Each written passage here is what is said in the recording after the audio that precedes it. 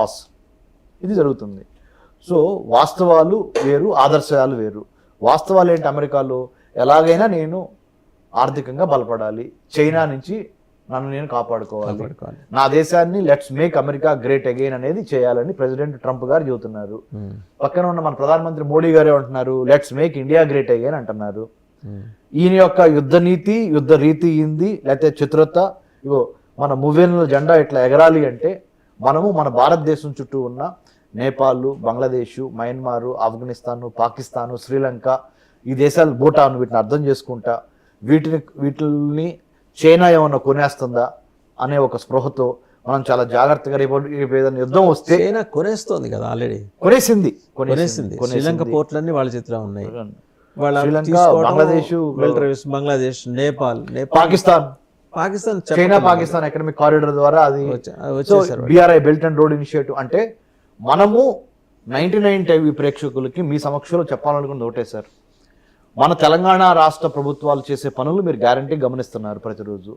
అలాగే దయచేసి భారతదేశము ప్రపంచ దేశాల్లో ఎక్కడున్నది, భారతదేశము ఎంతో కష్టపడి స్వతంత్రాన్ని సాధించుకుంది 1947 ఆగస్టు 15.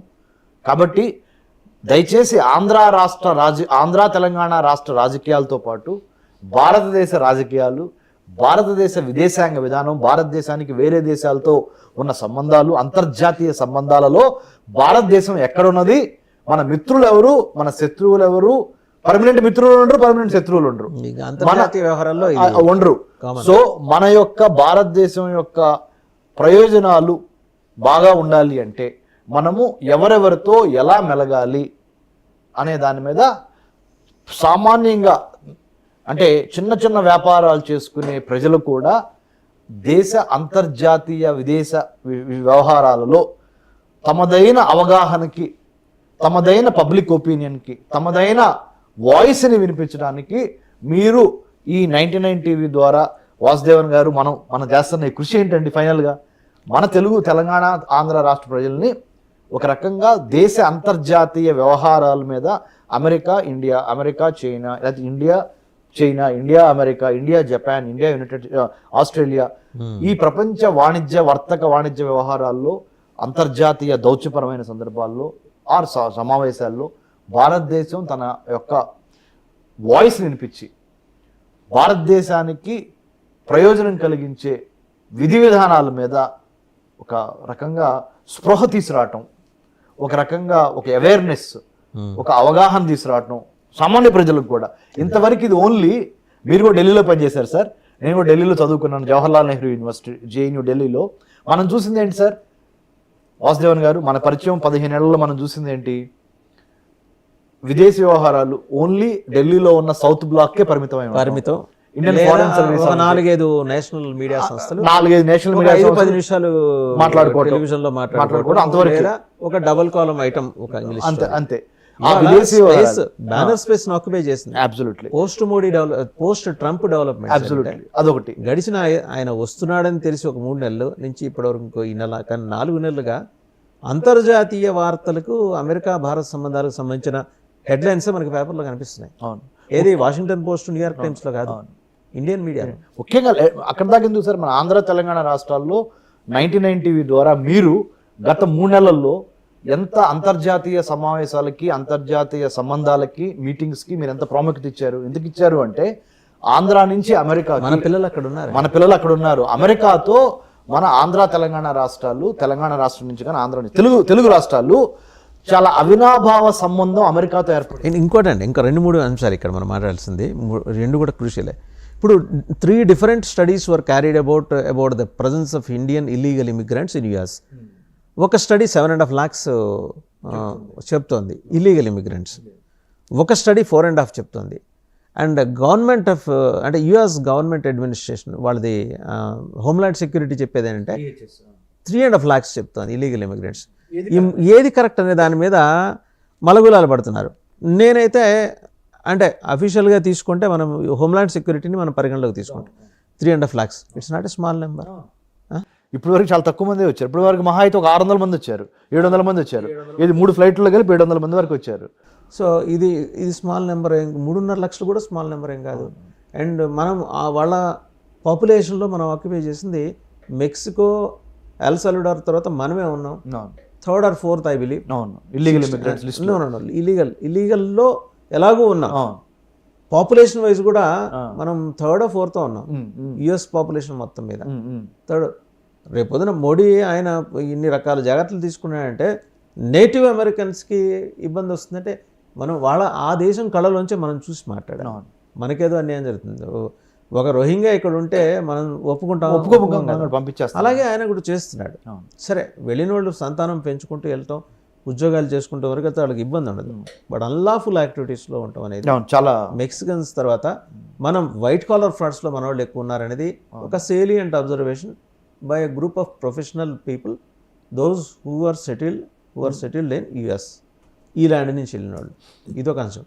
ఇక రెండోది ఏంటంటే, ట్రంప్ తీసుకుంటున్న నిర్ణయాల వల్ల ఆర్థిక నేరగాళ్ళు, ఒకప్పుడు ఒక వెలిగిన చార్లెస్ శోభరాజు లాంటి వాళ్ళు మళ్ళీ తెర మీదకి వస్తారేమో అనే అంటే వాణిజ్య ముఖం వేసుకొని, ఒక ట్రేడ్ ముఖం వేసుకొని కొత్త రూపంతో వస్తారేమో అనే అనుమానం కూడా వస్తుంది. అతి సర్వత్ర వర్జీయత్. ఏదైనా ఎక్స్ట్రీమ్ డెసిషన్స్ తీసుకుంటే దానిలోంచి వచ్చే అవి వికటిస్తే వచ్చే విపరిణామాలు ఎలా ఉంటాయనే దాని మీద ఒక ఇంటర్నేషనల్ మీడియా రాసిన స్టోరీ అండి ఇది. శోభరాజ్ మళ్ళీ యాక్టివ్ అవుతున్నాడు. ఆయన వాస్తవంగా ఆయన్ని released, I think before last year he was released. Now he is set to be in France. Or maybe ఆయన స్కూల్ ఆఫ్ థాట్ లో నుంచి వచ్చే ఇంకా వాళ్ళందరూ ఫ్యూచర్ శోభరాజ్. అంటే దేర్ ఆర్ నో మోర్, అంటే దావుద్ ఇబ్రహీంలు, చోటా షకీల్ కాదు వచ్చేది. చాలా శోభరాజులు ఫ్యాక్టరీ ఒకటి తయారవుతోంది. ఈ ట్రంప్ తీసుకునే విపరీత నిర్ణయాల వల్ల ఇలాంటి ఉపద్రవాలు కూడా మన నెత్తి మీద వచ్చి పడుతున్నాయంట.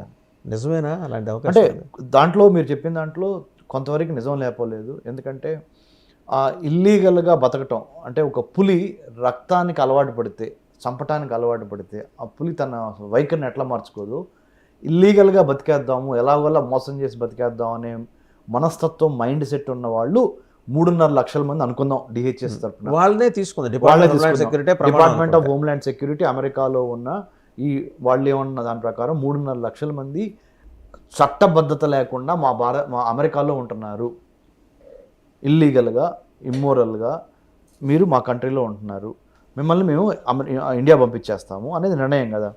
ఆ 3.5 లక్షల మంది కనుక భారతదేశానికి వస్తే మనకు వచ్చే ప్రయోజనాల కన్నా మనకు వచ్చే నష్టాలు ఎక్కువగా ఉన్నాయి. ఎందుకంటే ఆ క్రిమినల్ మైండ్ సెట్తో ఆల్రెడీ ఉన్న క్రిమినల్స్తో పాటుగా ఈ కొత్త క్రిమినల్స్ కూడా జాయిన్ అయితే ఏదన్నా ఇంకొక వాళ్ళిద్దరి మధ్య ఒక అండర్స్టాండింగ్ వచ్చి ఒక కొత్త నేర చరిత్ర, 10 రకాల నెగటివ్ ఎనర్జీలో ఒక దగ్గర చేరితే మహా విధ్వంసం జరుగుతుంది. అది అంటే రక్త చరిత్రలాగా నేర చరిత్ర ఉన్న మనుషులందరూ ఒక చోట కలిస్తే భారతదేశానికి ఇంకా మరి నేరపూరిత ఆ మైండ్ సెట్ పెరుగుద్దా, ప్రమాదం కనిపిస్తోందని ఇంటర్నేషనల్ మీడియా రాస్తుందండి. కాబట్టి అంటే దాంట్లో తప్పనిసరిగా ఎంతో కొంత సత్యం లేకపోలేదు. కాకపోతే మనం ప్రిపేర్ అయి ఉండాలి.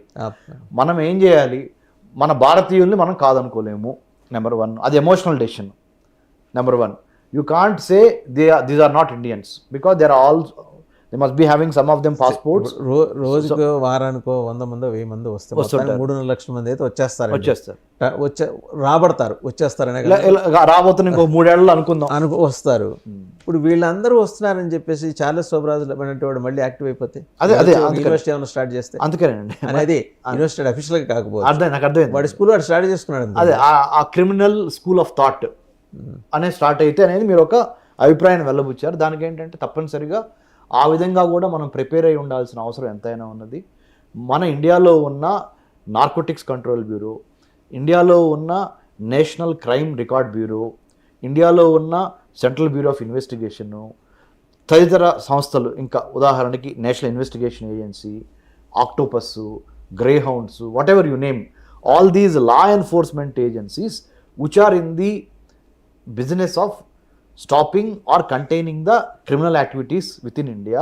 మనము దీని మీద ఇంకా ఎక్కువ మ్యాన్ పవర్ని రిక్రూట్ చేసుకొని ఈ రాబోతున్న ఉపద్రవాన్ని, అదే మీరు కరెక్ట్ చెప్పారు, శాంతి సమయంలోనే యుద్ధానికి ప్రిపేర్ అవ్వాలని ఇందాక చెప్పాను నేను. The best time to prepare for war is a piece time అని. కాబట్టి ఈ 3.5 లక్షల మందిలో ఇప్పటికీ ఒక 700 మంది 3 ఫ్లైట్ల ద్వారా అమృత్సర్లో దిగారు. ఇది ఇల్లీగల్ ఇమిగ్రెంట్స్ అమెరికా నుంచి. ఇంకా రాబోతున్న 3 లక్షల చిల్లర ఎంతైతే ఉందో వాళ్ళు వచ్చే లోపల మనము వాళ్ళని కరెక్ట్ చేయడానికి కరెక్షనల్ డిపార్ట్మెంట్ లేదా పోలీస్ డిపార్ట్మెంట్ లేదా వాట్ ఎవర్ లా ఎన్ఫోర్స్మెంట్ డిపార్ట్మెంట్ని క్రియేట్ చేసి మేబీ ప్రతి ఉపద్రవము ఒక కొత్త పాఠాన్ని నేర్పిద్ది అంటారు కదా. మీరు అన్నట్టుగా ఈ 3.5 లక్షల మంది illegal immigrants not only from America, వేరే కంట్రీస్లో ఉన్న వాళ్ళు కూడా రేపు ఒకవేళ వస్తే వీళ్ళందరినీ సంస్కరించడానికి భారత ప్రభుత్వం తన ప్రభుత్వంలో ఒక కొత్త శాఖ ఏర్పాటు చేసి ఇల్లీగల్ ఇమిగ్రెంట్స్ని ఏ విధంగా మెయిన్ స్ట్రీమ్లోకి తీసుకురావాలి. ఎట్లయితే నక్సలిజాన్ని ఒకప్పుడు మేము అణిచేసి నక్సలిజంలో ఉన్న నక్సల్స్ని బయటికి తీసుకొచ్చి వాళ్ళకి ఇవ్వాల్సిన ఆర్థికపరమైన మిగతా ఎడ్యుకేషన్ పరమైన బెనిఫిట్స్ ఇచ్చి వాళ్ళని ఎట్లయితే జనజీవన స్రవంతిలోకి తీసుకొచ్చామో అలానే ఇవాళ 3.5 లక్షలు రేపొద్దున ఇంకొక కంట్రీ మనకు చెప్పొచ్చు, ఫ్రాన్స్ నుంచో లేకపోతే జర్మనీ నుంచో ఇటలీ నుంచో. ఆ కథను ఏం రాసుకుంటూ వచ్చిందంటే అవును ఎల్టీటీ మంచి ఊపులో ఉన్నప్పుడు దానికి సాంకేతికంగా అద్భుతమైన సహకారం అందించిన నేర ప్రవృత్తి గల వాళ్ళు కూడా ఆ టీంలో 3.5 లక్షల మందిలో ఉన్నారు. అది మంచి పాయింట్ లేవనెత్తారు సార్ మీరు. So we have to prepare, government of India will have to prepare to initiate a new department with in the central government are with in the ministry of home affairs. కేంద్ర భారత ప్రభుత్వ హోంశాఖ మినిస్టర్గా ఉన్న అమిత్ షా గారి ఆధ్వర్యంలో ఆయన నేతృత్వంలో ఈ ఇల్లీగల్ ఇమ్మిగ్రెంట్స్ మళ్ళీ భారతదేశంలోకి వచ్చినప్పుడు వాళ్ళు ఆల్రెడీ ఉన్న క్రైమ్తో పాటు వీళ్ళు వస్తే ఇంకా క్రైమ్ పెరుగుద్ది కాబట్టి అలాంటివి జరగకుండా ఉండటానికి ఒక కొత్త శాఖని ఒక మేధోమథనం చేసి to make sure all the illegal immigrants are not going to be into the crime or criminal activities. They have to help India అనే విధంగా మైండ్ సెట్ చేంజ్. హెల్ప్ చేయకపోయినా నాశనం చేయకుండా చాలు అనే ఒక మైండ్ సెట్ తో కంటైన్ చేసే ఒక మెకానిజం అయితే ఏర్పాటు చేసి ఒక ఇన్స్టిట్యూషనో ఒక డిపార్ట్మెంటో లేకపోతే ఆ దిశగా పనిచేస్తున్న సంస్థలను ఒక చోట తీసుకొచ్చి ఒక ప్లాట్ఫామ్ మీద తీసుకొచ్చి ఆ చేయటమో జరగాల్సింది. సో మీరు ఈ చర్చా కార్యక్రమంలో చాలా మంచి పాయింట్ లేవనెత్తారు. ఇప్పుడు ఇది ఇన్ఫాక్ట్ ఇది ఇంటర్నేషనల్ మీడియా రాసిన story. So you have given a wonderful perspective to that. So my answer to that is we have to start thinking establishing a new institution to take care of these illegal immigrants once they land in India, to make sure that they get into the mainstream of India. Let us hope so అండి. అంటే వేటయాల్లో రజనీకాంత్ లాగా మరి ఎలాంటి వేటగాడి ఆధ్వర్యంలో ఇలాంటి మంత్రి శాఖ రూపుదిద్దుకుంటుందో చూద్దాం. Anyhow thank you very much Ramesh గారు. 360 degreesలో మీరు ట్రంప్, మోడీ చర్చలు, తర్వాత చైనా గురించి, రష్యా, యుక్రెయిన్ అన్ని వీటన్నిటి మీద రాబోతున్న ఉపద్రవాన్ని అడ్రస్ చేయడానికి కూడా మీరు సూచన చేశారు. సో చూసాం కదా డాక్టర్ కనగంటి రమేష్, ట్రంప్, మోడీ వీళ్ళిద్దరి సంభాషణ తర్వాత, డైలాగ్ తర్వాత చోటు చేసుకున్న పరిణామాల మీద సమగ్రంగా విశ్లేషణ అందించారు. ఇస్తూ ఒక కీలకమైన సూచన చేశారు. 3.5 లక్షల మంది ఇలీగల్ ఇమిగ్రెంట్స్ అఫీషియల్గా department of homeland security USA చెప్పింది. వాస్తవంగా 2-3 లెక్కలు ఉన్నాయి. 4.5 లక్షలని ఒక సంస్థ, లేదు 7.5 లక్షలని ఇంకో సంస్థ. పోనీ మనం 3.5 లక్షలే తీసుకున్నాం.